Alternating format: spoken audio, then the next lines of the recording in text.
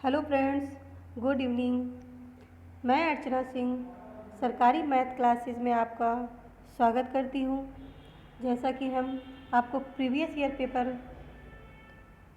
करवा रहे हैं, आज मैं आपको 9/12/2018 का प्रीवियस ईयर पेपर करवाने वाली हूँ। तो आप सब लोग ज्वाइन करिए क्लास को। आप video CTET, super TET and UP TET environment class, online class 8 से 12 बजे से। प्लीज़ आप वीडियो को लाइक और सब्सक्राइब करिए, शेयर भी करिए। चलिए हम वीडियो को स्टार्ट करते हैं।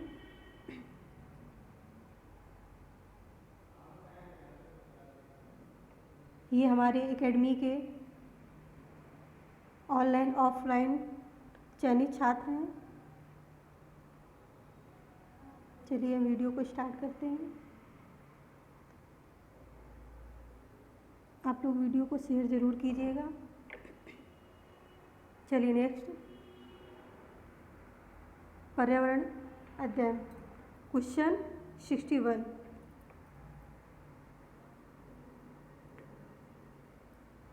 गोलकोंडा किला किसने बनवाया? ऑप्शन ए चालुक्य राजवंश, ऑप्शन बी काकतीय राजवंश, ऑप्शन सी पल्लव राजवंश एंड ऑप्शन डी चोल राजवंश। तो आप लोग 61 का राइट आंसर कमेंट करके बताइए। गोलकोंडा किला किसने बनवाया? आप लोग वीडियो को लाइक और सब्सक्राइब करते रहिए।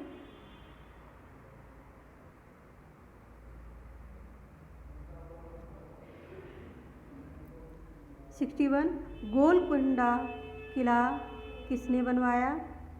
आप लोग प्लीज कमेंट करके ज़रूर बताइए। जी हाँ, 61 का right answer option B Kakatiya राजवंश। गोलकोंडा किला काकतीय राजवंश ने बनवाया। चलिए अब नेक्स्ट क्वेश्चन की तरफ चलते हैं। Question number 62। आप सभी लोग कमेंट जरूर कीजिएगा। Yes, 62 question. 15 ग्राम प्रति मिली घनत्व और 3 मिलीलीटर आयतन वाली किसी वस्तु का द्रव्यमान क्या होगा? Option A 45 gram, option B 5 gram, option C 12 gram and option D 18 gram. तो 62 का राइट आंसर आप लोग कमेंट करके बताइए।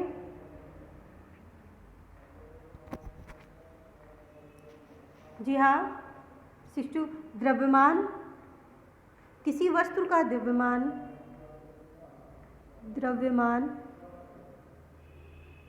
बराबर क्या होता है?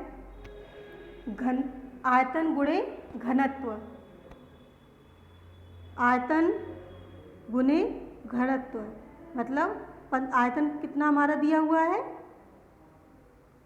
3 मल्टीप्लाई घनत्व कितना दिया हुआ है? 15। तो इसका मल्टीप्लाई करेंगे कितना आएगा? 45 ग्राम। तो मेरा 62 का राइट आंसर ऑप्शन ए 45 ग्राम।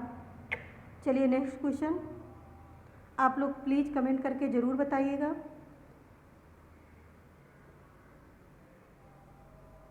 चलिए नेक्स्ट क्वेश्चन 63। निम्नलिखित में से कौन सी अदिश राशि है? ऑप्शन ए गुरुत्वाकर्षण, ऑप्शन बी संवेग, ऑप्शन सी भार एंड ऑप्शन डी द्रव्यमान। तो आप लोग 63 का राइट आंसर कमेंट करिए। इनमें से कौन सी अदिश राशि है?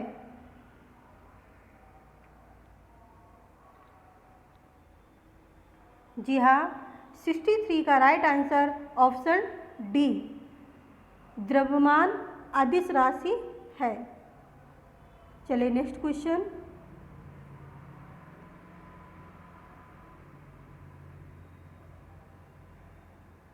आप लोग कमेंट करके ज़रूर बताइएगा वीडियो कैसी लगी आपको।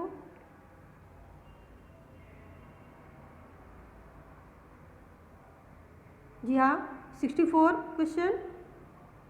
एक ऐसी वस्तु जिसमें से कोई प्रकाश किरण गुजर नहीं सकती कहलाती है। ऑप्शन ए पारभासी, ऑप्शन बी पारदर्शी, ऑप्शन सी उत्तल एंड ऑप्शन डी अपारदर्शी। तो प्लीज़ आप लोग सभी लोग कमेंट करके ज़रूर बताइए 64 का राइट आंसर। एक ऐसी वस्तु जिसमें से कोई प्रकाश किरण गुजर नहीं सकती क्या कहलाती है?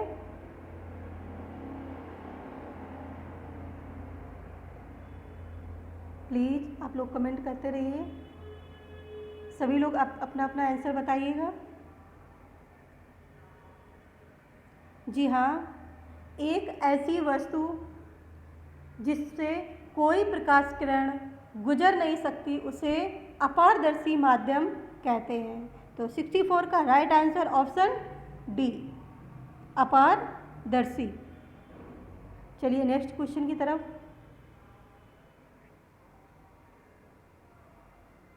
आप वीडियो को लाइक और सब्सक्राइब जरूर कीजिएगा। जी हाँ, 65 क्वेश्चन। पृथ्वी का सतह पर किसी वस्तु का भार क्या होगा जिसका द्रव्यमान चंद्रमा की सतह पर 10 किलोग्राम है? Option A 10 kilogram, option B 60 newton, option C 10 newton and option D 60 kilogram. तो आप लोग प्लीज़ सभी लोग 65 का राइट आंसर कमेंट करिएगा। आप लोग वीडियो को शेयर कीजिए जिससे ज़्यादा से ज़्यादा लोग जुड़ सकें। जी हाँ, 65 का राइट आंसर।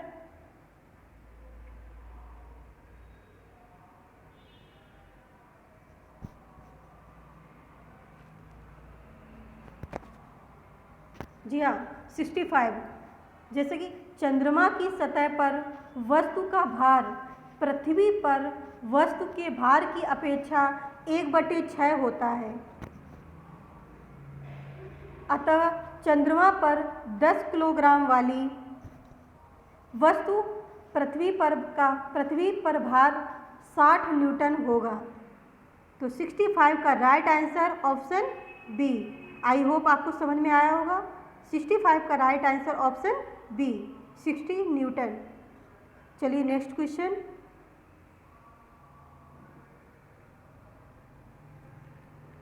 आपको कोई भी क्वेश्चन समझ में ना आ रहा हो तो प्लीज़ कमेंट में ज़रूर बताइएगा। मैं आपको पूरी कोशिश करूँगी क्वेश्चन को बताने की।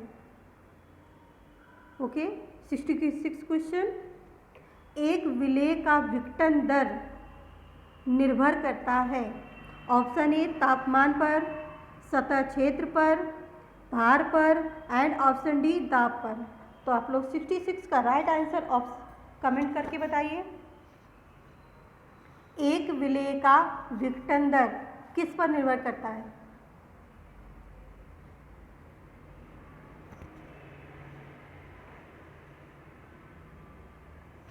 जी हाँ, 66 का राइट आंसर ऑप्शन बी। एक विलेय का विघटन दर सतह क्षेत्र पर निर्भर करता है। Next 67 question. चलिए 67 क्वेश्चन करते हैं। सुषमा चाहती है कि उसके छात्रों को पेड़ों के संरक्षण के लिए संवेदनशील बनाया जाए। निम्नलिखित में से कौन सी ऐसा करने की सबसे उपयुक्त रणनीति है? ऑप्शन ए समूह चर्चा, ऑप्शन बी पोस्टर बनाना, ऑप्शन सी बच्चों को एक पौधे को अपनाने और पोषित करने में मदद करना एंड ऑप्शन डी कक्षा में बहस आयोजित करना। तो आप लोग 67 का राइट आंसर कमेंट करिए। आप लोग वीडियो को ज़्यादा से ज़्यादा शेयर कीजिए ताकि सभी लोग जुड़ सकें और वीडियो को देख सकें। जी हाँ, 67 का राइट आंसर। 67 का राइट आंसर ऑप्शन सी। पौधारोपण और उनके पोषण का कार्य बच्चों को सौंपकर छात्रों को पेड़ों के संरक्षण के प्रति जागरूक किया जा सकता है। तो इसलिए 67 का राइट आंसर ऑप्शन सी। चलिए नेक्स्ट क्वेश्चन की तरफ। आई होप आपको समझ में आ रहा होगा। प्लीज़ कमेंट करके ज़रूर बताइएगा। चलिए नेक्स्ट क्वेश्चन 68। जी हाँ, अभय ने अपने छात्रों से उन बीमारियों पर समूहों में एक सर्वेक्षण करने के लिए कहा जिनसे उनके पड़ोस के लोग पीड़ित थे। पाठ्य पुस्तक में सर्वेक्षण का उल्लेख नहीं किया गया है। इस शिक्षण अधिगम की रणनीति के लिए कौन सा विकल्प प्रासंगिक नहीं है? कृपया आप लोग क्वेश्चन को ध्यान से पढ़िएगा। नहीं है। ऑप्शन ए, इससे बच्चों को वास्तविक जीवन के साथ सीखने में मदद मिली। ऑप्शन बी, इनसे बच्चों को डेटा हैंडलिंग समझने और एक साथ काम करने में सक्षम बनाया। ऑप्शन सी, इससे समुदाय को उन बीमारियों को समझने में मदद मिली जिनसे वे पीड़ित थे।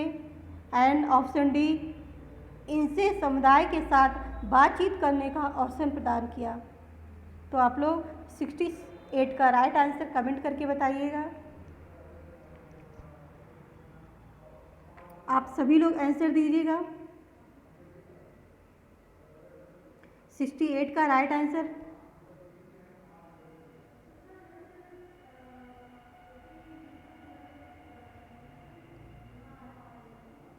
जी हाँ, 68 का राइट आंसर ऑप्शन सी। इससे समुदाय को उन बीमारियों को समझने में मदद मिली जिनसे वे पीड़ित थे। चलिए नेक्स्ट क्वेश्चन तरफ। आप लोग को समझ में आया? 68 का right answer option C. Next question की तरफ चलते हैं। क्वेश्चन 69।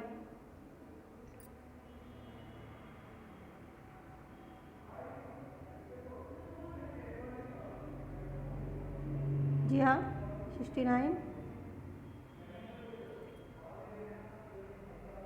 आपातकालीन परिस्थितियों के बारे में बात करने के लिए प्रिया ने बच्चों के अनुभव पूछे जब उन्हें कभी आपात स्थिति का सामना करना पड़ा।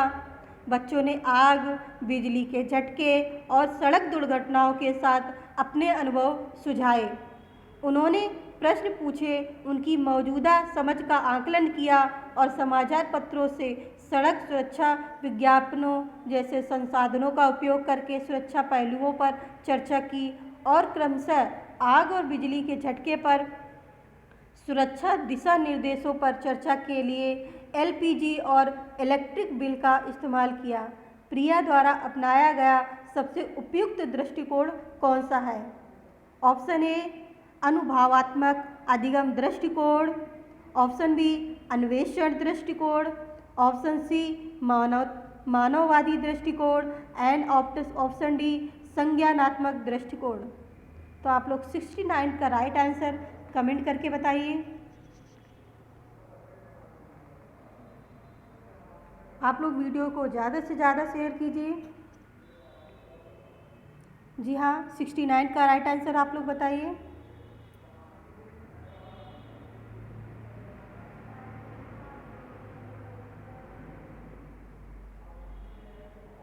जी हाँ, 69 का राइट आंसर ऑप्शन बी, अन्वेषण दृष्टिकोण। बच्चों से दुर्घटना संबंधी अनुभवों पर चर्चा करके बचाव के दिशा निर्देश देना अन्वेषण दृष्टिकोण कहलाता है। आई होप आपको समझ में आया होगा। चलिए नेक्स्ट क्वेश्चन की तरफ। अन्वेषण दृष्टिकोण ऑप्शन बी। चलिए नेक्स्ट क्वेश्चन।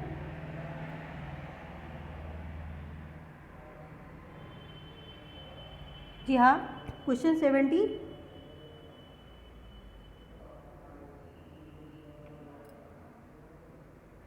समुदाय एक महत्वपूर्ण शिक्षण और अधिगम संसाधन है क्योंकि ऑप्शन ए बुजुर्ग लोग बुद्धिमान हैं और उनके पास समय है। ऑप्शन बी यह वास्तविक परिस्थिति में सीखने का अवसर प्रदान करता है। ऑप्शन सी कोई भी समुदाय में उपलब्ध समस्त ज्ञान को बिना आलोचना के स्वीकार कर सकता है। एंड ऑप्शन डी यह सस्ता और सुलभ है।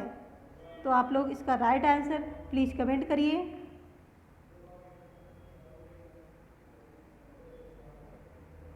सभी लोग कमेंट करिए।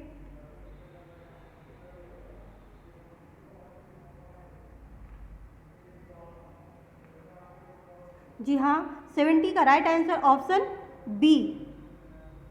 ऑप्शन बी समुदाय एक महत्वपूर्ण शिक्षण और अधिगम संसाधन है क्योंकि यह वास्तविक परिस्थिति में सीखने का अवसर प्रदान करता है। तो 70 का राइट आंसर ऑप्शन बी।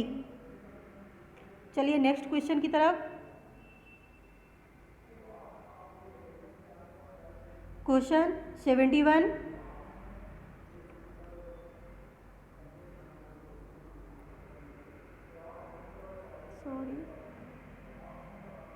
यहाँ क्वेश्चन 71। ईवीएस शिक्षण अधिगम में कक्षा में प्राप्त अधिगम को विद्यालय के बाहर के जीवन से जोड़ने और इसे समृद्ध करने का तात्पर्य है। ऑप्शन ए वैश्विक पर्यावरणीय मुद्दों और चिंताओं को पाठ्य पुस्तकों से लिंक करना। ऑप्शन बी पूर्ण विद्यालय दृष्टिकोण। ऑप्शन सी पाठ्य चर्चा से बाहर जाना।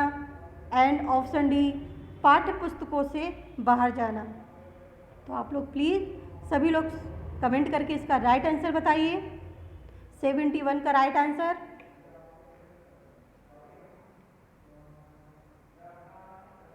आई होप आप सभी को समझ में आ रहा होगा।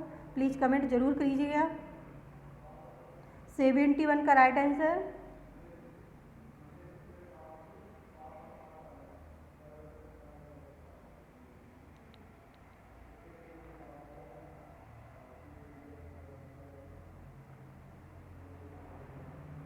जी हाँ, 71 का राइट आंसर ऑप्शन डी पाठ्य पुस्तकों से बाहर जाना।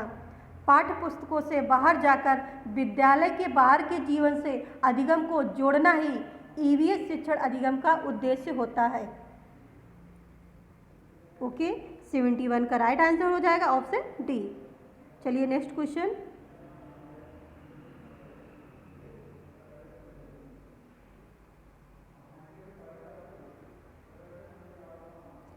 Seventy 72 question. प्लीज़ आप लोग वीडियो को लाइक और सब्सक्राइब करते रहिए। 72 क्वेश्चन। कक्षा 3 के छात्रों को रमा ने सिखाया कि पिता, माँ और उनके बच्चे एकल परिवार का गठन करते हैं और यदि दादा दादी एवं अन्य रिश्तेदार साथ रहते हैं तो यह एक विस्तारित परिवार है। आप इस बारे में क्या सोचते हैं? ऑप्शन ए रमा अपने छात्रों के प्रति असंवेदनशील है। ऑप्शन बी शिक्षण अधिगम दृष्टिकोण समावेशी नहीं है। ऑप्शन सी परिवार की अवधारणा को इसी तरह सिखाया जाना चाहिए। एंड ऑप्शन डी परिवार की परिभाषा गलत है। तो आप लोग 72 का राइट आंसर कमेंट करके बताइए।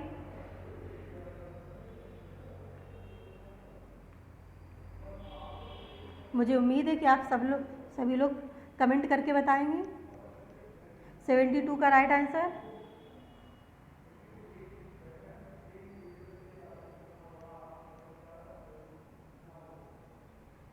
जी हाँ, 72 का राइट आंसर ऑप्शन बी शिक्षण अधिगम दृष्टिकोण समावेशी नहीं है।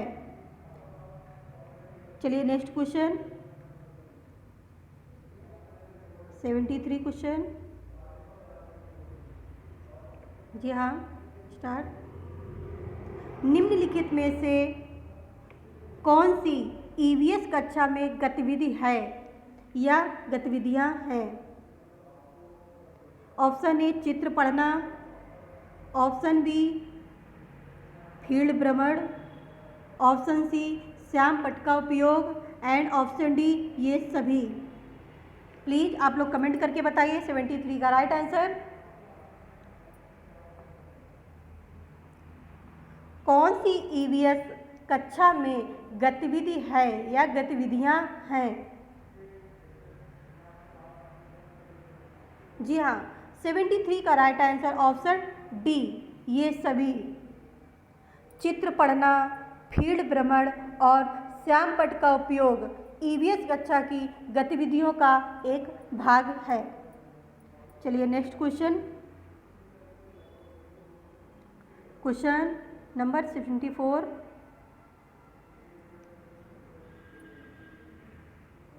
जी हाँ, 74।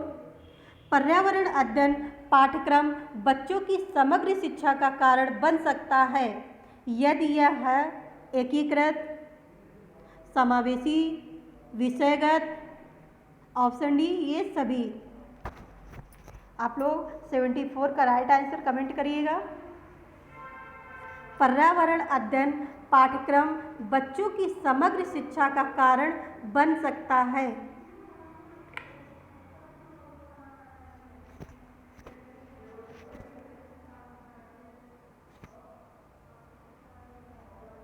और 74 का राइट आंसर ऑप्शन डी।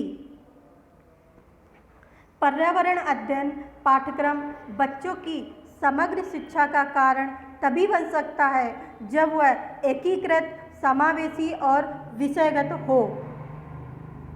आई होप आप लोगों को समझ में आ रहा होगा। तो 74 का राइट आंसर ये सभी। Next 75 question. आप लोग प्लीज़ वीडियो को लाइक और सब्सक्राइब करिए। जी हाँ, 75 क्वेश्चन।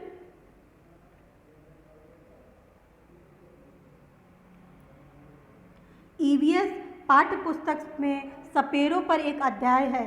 इसका उद्देश्य बच्चों को जागरूक करना और संवेदनशील बनाना है। ऑप्शन ए सपेरों के लिए क्योंकि बच्चे इन दिनों अक्सर उन्हें नहीं देखते हैं। ऑप्शन बी कि सपेरे सांपों को नुकसान नहीं पहुंचाएं और उन्हें अपनी आजीविका से वंचित करने से पहले विकल्पों को प्रदान करने की आवश्यकता है। ऑप्शन सी पशुपालन आजीविका का अच्छा स्रोत है एंड ऑप्शन डी कि यह एक अवैध कार्य है। तो आप लोग 65 का राइट आंसर कमेंट करिए। आप प्लीज़ आप लोग सभी लोग सब कमेंट करिएगा। 65 का राइट आंसर।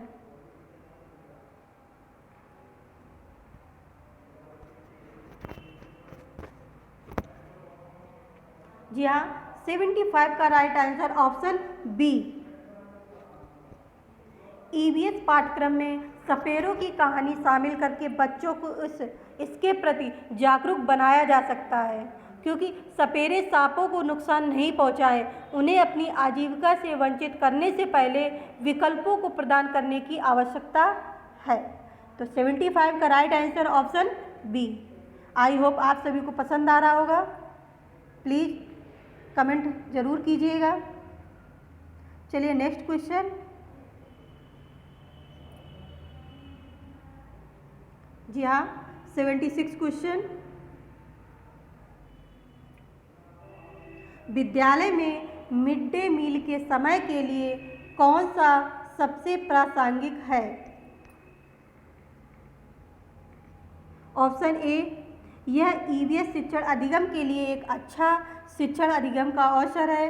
ऑप्शन बी यह उन बच्चों के लिए है जो विद्यालय में खाली पेट आते हैं।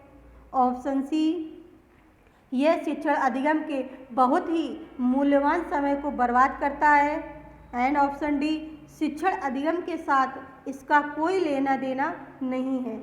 तो प्लीज़ आप लोग 76 का राइट आंसर कमेंट करके बताइए।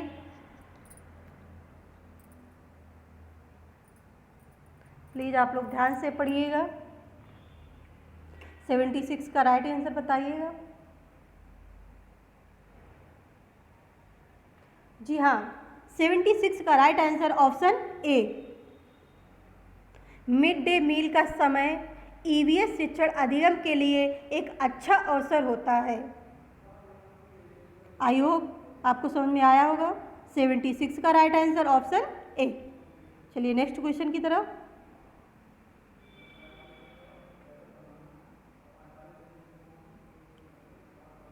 आप लोग क्लास से जुड़े रहिए। जी हाँ, 77 क्वेश्चन। पर्यावरण अध्ययन के संदर्भ में बोझ के बिना सीखना क्या बताता है?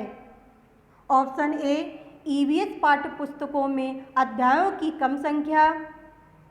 ऑप्शन बी, अबोध का भार कम करने की जरूरत है। ऑप्शन सी, ईवीएस पाठ्यक्रम को आधा कम करने की जरूरत है। और ऑप्शन डी, स्कूल बैग का कम वजन। तो आप लोग 77 का राइट आंसर प्लीज़ कमेंट जरूर कीजिए। आप सभी लोग बताइए 77 का राइट आंसर। पर्यावरण अध्ययन के संदर्भ में बोझ के बिना सीखना क्या बताता है?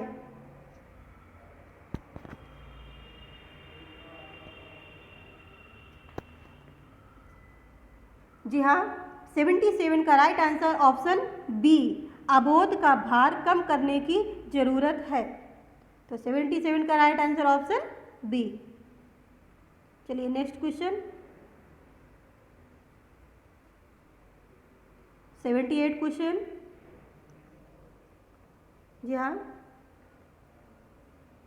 ईवीएस कक्षा में समूह में सीखने का क्या उद्देश्य है?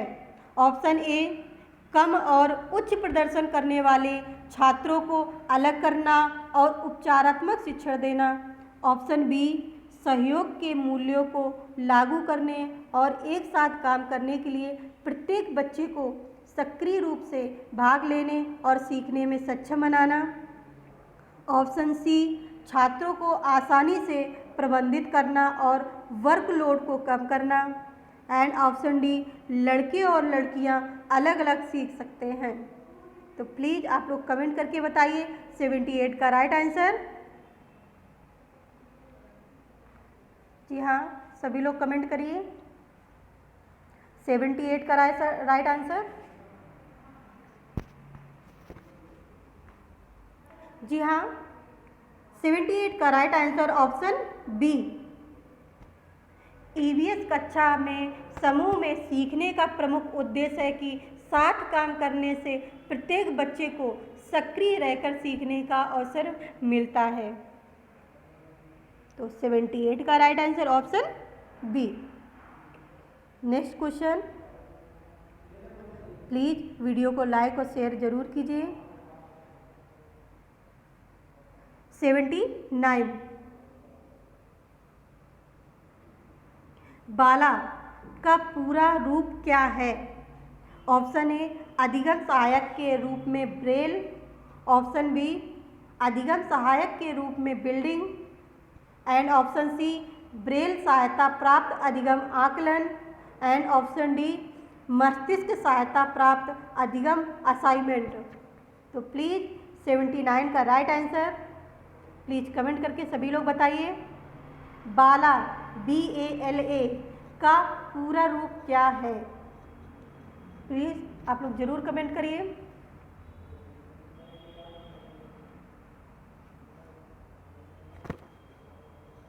जी हाँ, 79 का right answer option B, BaLA building as learning aid. Building as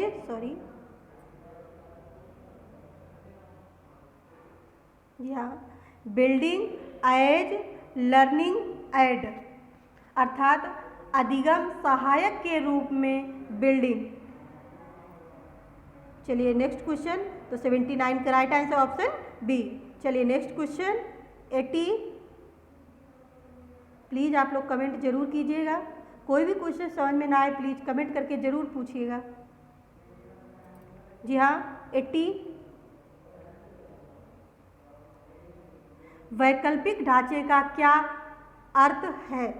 option A, विचार जो अवधारणाओं के औपचारिक रूप से स्वीकृत स्पष्टीकरण से अलग है। ऑप्शन बी, वर्तमान में वैज्ञानिकों और सामाजिक वैज्ञानिकों द्वारा आयोजित विचार। ऑप्शन सी, सभी विचार जो दृढ़ता से बच्चों द्वारा अर्जित किए जाते हैं। एंड ऑप्शन डी, विभिन्न भौतिक घटनाओं का पाठ्य पुस्तक स्पष्टीकरण। तो प्लीज़ 80 का राइट आंसर आप लोग कमेंट करिए, सभी लोग कमेंट करिएगा। 80 का राइट आंसर, वैकल्पिक ढांचे का क्या अर्थ है? जी हाँ, 80 का राइट आंसर ऑप्शन ए, वैकल्पिक ढांचे का अर्थ विचार जो अवधारणाओं के औपचारिक रूप से स्वीकृत स्पष्टीकरण से अलग है। तो 80 का राइट आंसर ऑप्शन ए। चलिए next question, question 81। I hope आप लोगों को समझ में आ रहा होगा। जी हाँ, 81, महिलाएं पुरुषों की तुलना में कमज़ोर हैं, यह एक है। ऑप्शन ए, वैज्ञानिक तथ्य, रूढ़िबद्ध धारणा, ऑप्शन सी, अंधविश्वास, एंड ऑप्शन डी, मिथक। तो प्लीज़ आप लोग जल्दी से कमेंट करिएगा 81 का राइट आंसर। महिलाएं पुरुषों की तुलना में कमज़ोर हैं, ये कौन सी धारणा है?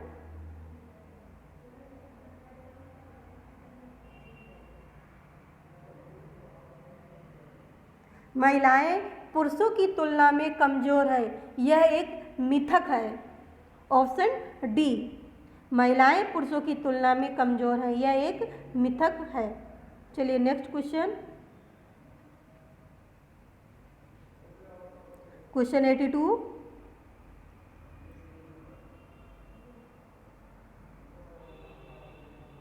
भारत में बिहार के सापेक्ष जम्मू कश्मीर और गोवा की स्थिति क्या है? भारत में बिहार के सापेक्ष जम्मू कश्मीर और गोवा की स्थिति क्या है? ऑप्शन ए, पश्चिमी और पूर्व, ऑप्शन बी, उत्तर पश्चिम और दक्षिण पश्चिम, ऑप्शन सी, दक्षिण पश्चिम और उत्तर पूर्व, एंड ऑप्शन डी, पूर्व और पश्चिम।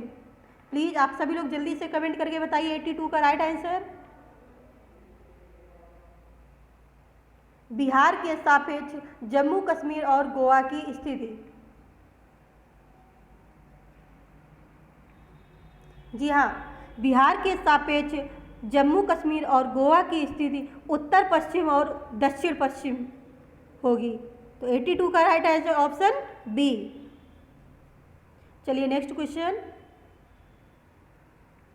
आप लोग वीडियो को लाइक और सब्सक्राइब करिए, ज़्यादा से ज़्यादा लोगों को शेयर करिएगा। जी हाँ, 83 क्वेश्चन, वाष्पीकरण की प्रक्रिया निम्नलिखित में से किस स्थिति में सबसे धीमी होगी? ऑप्शन ए, सतह क्षेत्र बढ़ता है लेकिन तापमान घटता है, ऑप्शन बी, सतह क्षेत्र घटता है लेकिन तापमान बढ़ता है, ऑप्शन सी, सतह क्षेत्र और तापमान दोनों में कमी, एंड ऑप्शन डी, सतह क्षेत्र और तापमान दोनों में वृद्धि। तो प्लीज़ आप लोग जल्दी से कमेंट करिए 83 का राइट आंसर, सभी लोग कमेंट करिएगा। 83 का राइट आंसर, वाष्पीकरण की प्रक्रिया निम्नलिखित में से किस स्थिति में सबसे धीमी होती है?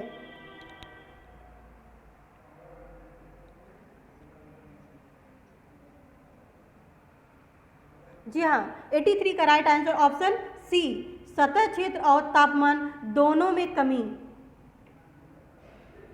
सतह क्षेत्र और तापमान दोनों में कमी होने पर वाष्पीकरण की प्रक्रिया सर्वाधिक धीमी होती है। तो इसका राइट आंसर ऑप्शन सी। चलिए नेक्स्ट क्वेश्चन, क्वेश्चन 84। आप लोग लाइक और शेयर करते चलिए।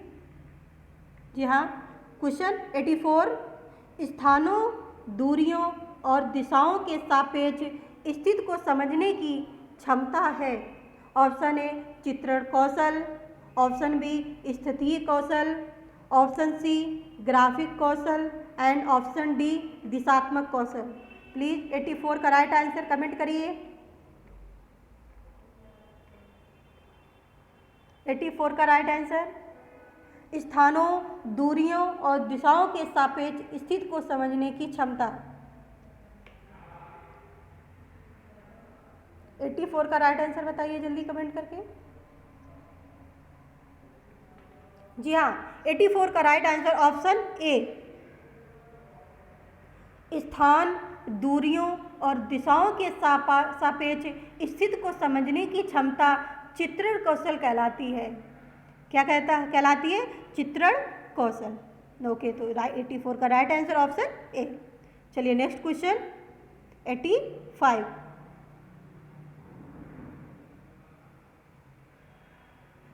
क्वेश्चन, किस राष्ट्रीय पाठ्यचर्या फ्रेमवर्क एनसीएफ ने प्राथमिक स्तर पर एक एकीकृत पाठ्यचर्या क्षेत्र के रूप में पढ़ाए जाने के लिए पर्यावरण अध्ययन की सिफारिश की? Option A NCF 1988, NCF 2000, option C NCF 1975 and option D NCF 2005। तो प्लीज़ 85 का राइट आंसर कमेंट करिए। आप लोग ज़्यादा से ज़्यादा शेयर किए जिससे सभी लोग जुड़ सकें और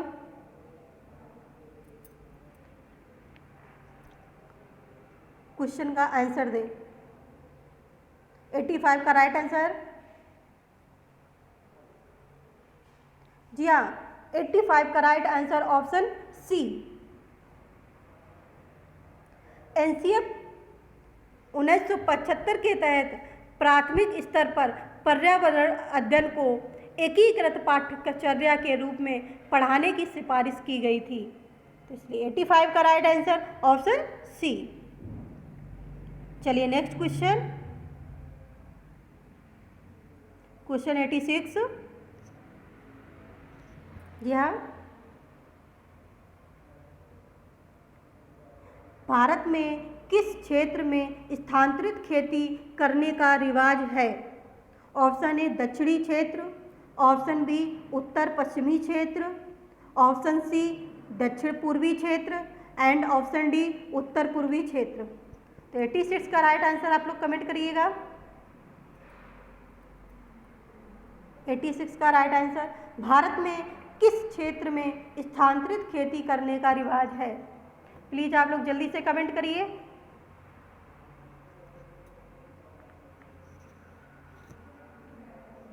जी हाँ, 86 का राइट आंसर ऑप्शन डी।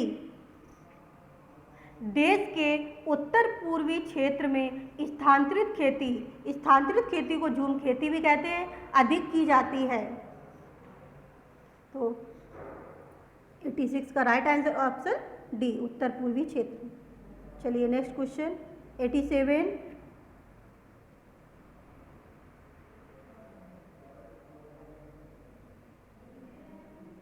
यहाँ 87 क्वेश्चन, नदी बांधों से उत्पन्न जल विद्युत के लिए निम्नलिखित में कौन सा कथन सत्य नहीं है? प्लीज आप लोग क्वेश्चन जरूर ध्यान से पढ़िएगा। नहीं है। ऑप्शन ए यह पानी या हवा को प्रदूषित नहीं करता, ऑप्शन बी जल विद्युत सुविधाओं से बड़े पर्यावरणीय प्रभाव हो सकते हैं, ऑप्शन सी बांध स्वदेशी लोगों को अपनी नदी की जीवन रेखाओं से अलग करते हैं एंड ऑप्शन डी बांध टिकाऊ विकास को प्रोत्साहित करते हैं। आप लोग प्लीज़ जल्दी से कमेंट करिए 87 का राइट आंसर।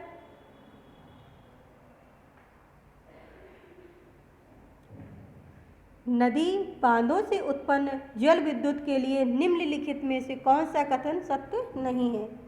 प्लीज़ आप लोग सभी लोग कमेंट करिएगा 87 का। जी हाँ, 87 का राइट आंसर ऑप्शन डी, बांध टिकाऊ विकास को प्रोत्साहित करते हैं, ये कथन सत्य नहीं है। बांध टिकाऊ विकास को प्रोत्साहित करते हैं, यह कथन सत्य नहीं है। तो इसका राइट आंसर ऑप्शन डी। चलिए नेक्स्ट क्वेश्चन 88 क्वेश्चन। जी हाँ, आप लोग वीडियो को लाइक और सब्सक्राइब जरूर कीजिएगा। 88 क्वेश्चन, निम्नलिखित में से कौन सी ग्रीन हाउस गैस या गैसें हैं? Option A carbon dioxide, option B methane, option C जल वाष्प एंड ऑप्शन डी ये सभी। तो प्लीज़ आप लोग जल्द 88 का राइट आंसर कमेंट करके बताइए।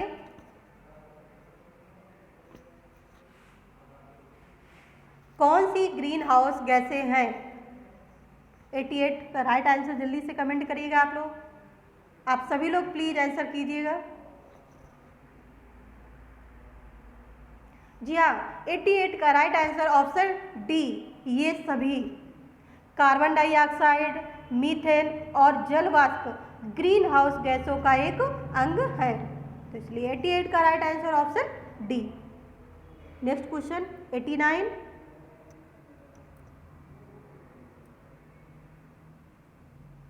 जी हाँ, क्वेश्चन नंबर 89। भारत में ठंडे रेगिस्तान मानसून से प्रभावित क्यों नहीं होते हैं? ऑप्शन ए ठंडे रेगिस्तान हिमालय की वृष्टि छाया में होते हैं। ऑप्शन बी ठंडे रेगिस्तानों में हवा बहुत पतली होती है। ऑप्शन सी ठंडे रेगिस्तान बहुत ऊंचाई पर है। एंड ऑप्शन डी ठंडे रेगिस्तानों में गर्मियाँ और बेहद ठंडी सर्दियाँ होती हैं। तो 89 का राइट आंसर आप लोग प्लीज़ जल्दी से कमेंट करिए। सभी से रिक्वेस्ट है आप सभी लोग इसका आंसर करिए। 89 का भारत में ठंडे रेगिस्तान मानसून से प्रभावित क्यों नहीं होते?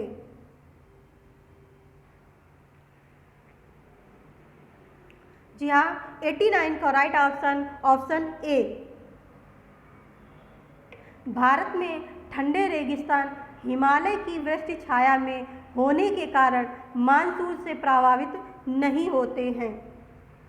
चलिए next question and last 90 question. आप लोग प्लीज़ वीडियो को लाइक और सब्सक्राइब कीजिए। क्वेश्चन 90। ताजमहल के पीले होने के लिए निम्नलिखित में से कौन सा जिम्मेदार है? Option A sulphur dioxide, option B sulphur, option C chlorine and option D nitrogen dioxide. तो प्लीज़ आप लोग 90 का राइट आंसर कमेंट करके बताइए। ताजमहल के पीले होने के लिए निम्नलिखित में से कौन जिम्मेदार है? जी हाँ, 90 का right answer option A sulphur dioxide के कारण ताजमहल पीला हो रहा है। सल्फर डाइऑक्साइड को SO2 भी बोलते हैं, जिस वजह से ताजमहल का रंग पीला हो रहा है। तो चलिए फ्रेंड्स, ये आपके EVS के 30 क्वेश्चन थे। तो प्लीज़ आप लोगों को वीडियो कैसी लगी प्लीज़ कमेंट करके ज़रूर बताइएगा। अगर आपको ऑनलाइन या ऑफलाइन कोचिंग करनी है तो प्लीज़ इस नंबर पर संपर्क कीजिए।